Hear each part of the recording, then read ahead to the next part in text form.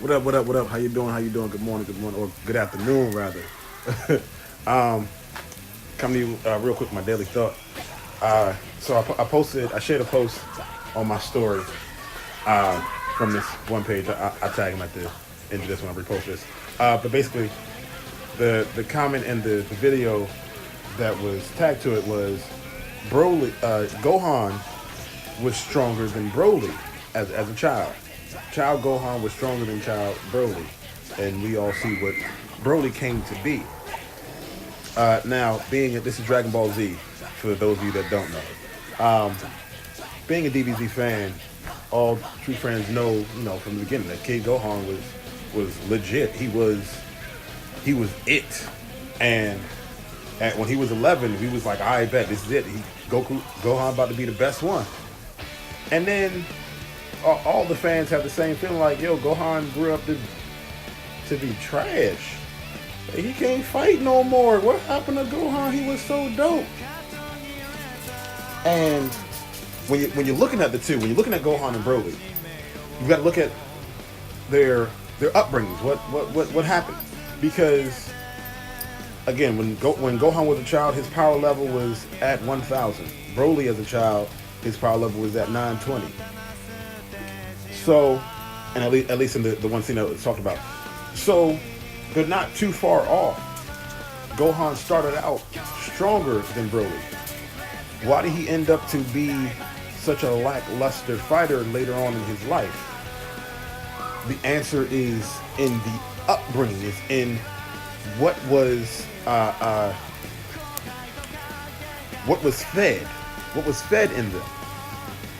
You see, Gohan ended up listening to his mother's wants. His mother wanted him to be a scholar. His mother didn't want him to be a fighter like his dad because she felt that it'd be better for him, it would look better for him to be a scholar and have a good job and everything. And she essentially looked down on all of Goku's doings as being just a fighter. And if you just take that portion of it and you think about it, it's okay. So Chi-Chi was more focused on what Gohan's life outlook was rather than his effectiveness on the world around him. Goku saved the world and the universe time and time over, and yet Chi-Chi only was able to look at the outlook, how life looked for her son. On the other aspect, Broly's father saw that he had the potential of a great fighter, and then also was fueled by his want of revenge to get back at King Vegeta. And so, because he knew his son had the potential to be a great fighter, he focused all his efforts and he fed that. And Broly was able to reach his full potential and become, as far as we know, one of the strongest Saiyans ever. The reason why I'm using this as my daily thought topic is because as parents, when we look at our children, their outcomes, how their lives come out to be, is heavily dependent upon what we as parents feed in our children's lives. And so we want to make sure that as parents, you don't want to stunt your child's potential. You don't want to stunt your child's growth in certain areas because of what you want. But at the same time,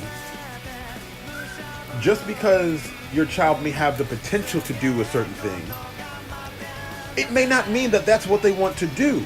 Because on the same note that Gohan's mother pushed him to do academics, as far as we see in the anime and manga, as he grew older, he wanted to be a scholar.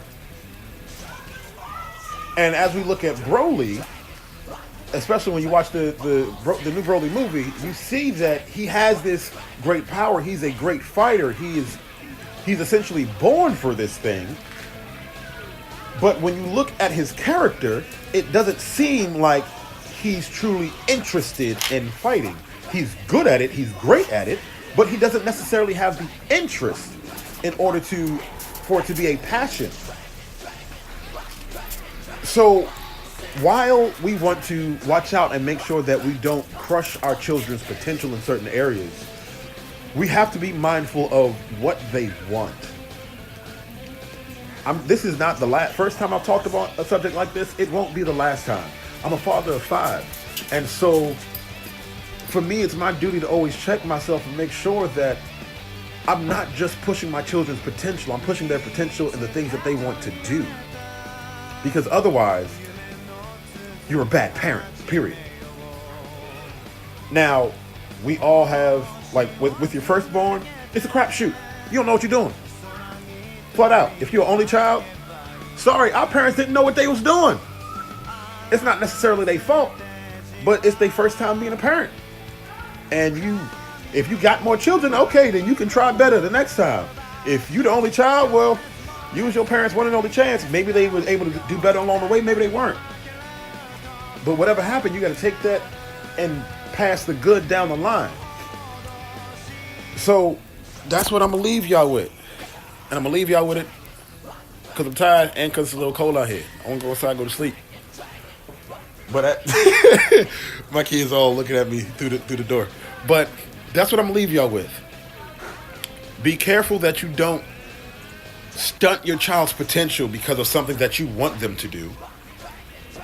But also, do not force feed a potential because it's something that you want them to do. Make sure that whatever you're feeding in your children is something that they want to do.